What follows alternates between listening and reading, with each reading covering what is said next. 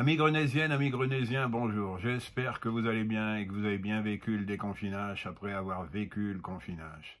Aujourd'hui, je ne vais pas vous parler des conditions dans lesquelles on vit depuis 2 mois, mais je vais vous parler d'un petit morceau d'histoire et de votre ville, Grenée, et d'une coutume, d'un sport, d'une habitude qu'on a ici dans la région qui s'appelle les combats de coq. Les combats de coq. J'ai en effet retrouvé un document dans un vieux journal de 1953 et j'ai pensé que ça vous aurait fait plaisir d'en revoir une photo et puis d'apprendre un petit peu sur les combats de coq. C'est une habitude fort répandue dans votre ville. Je vais vous lire l'article si vous voulez bien, mais à part ça, il faut que je mette mes lunettes. Sinon, on est mal parti.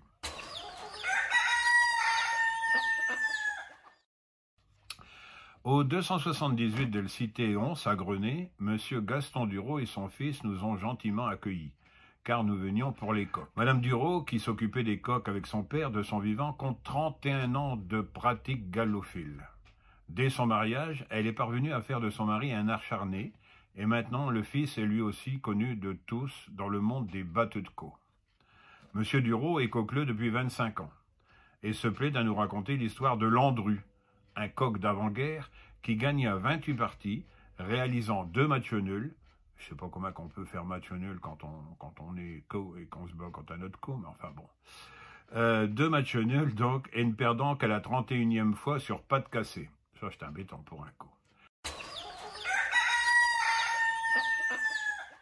La guerre, le manque de graines et de nourriture obligèrent M. Dureau à tuer toutes ses poules reproductrices. Je vous signale et je vous rappelle que c'est en 1953 que ça se passe.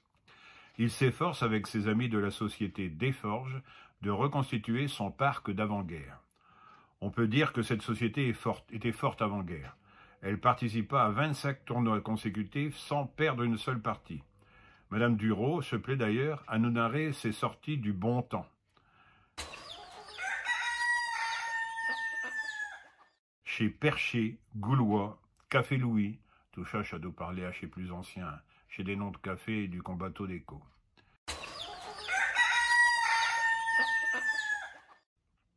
Monsieur Dureau, qui fait son élevage lui-même, nous a montré une dizaine de coqs en forme splendide. Celui-ci battra dimanche, nous avons grande confiance en celui-là, terme gallophile qui nous démontre l'ardeur de ces amateurs qui sont des éleveurs remarquables. À ça, je vais vous mettre une photo de la famille Dureau et j'espère que ça aura rappelé des souvenirs agréables entre vous.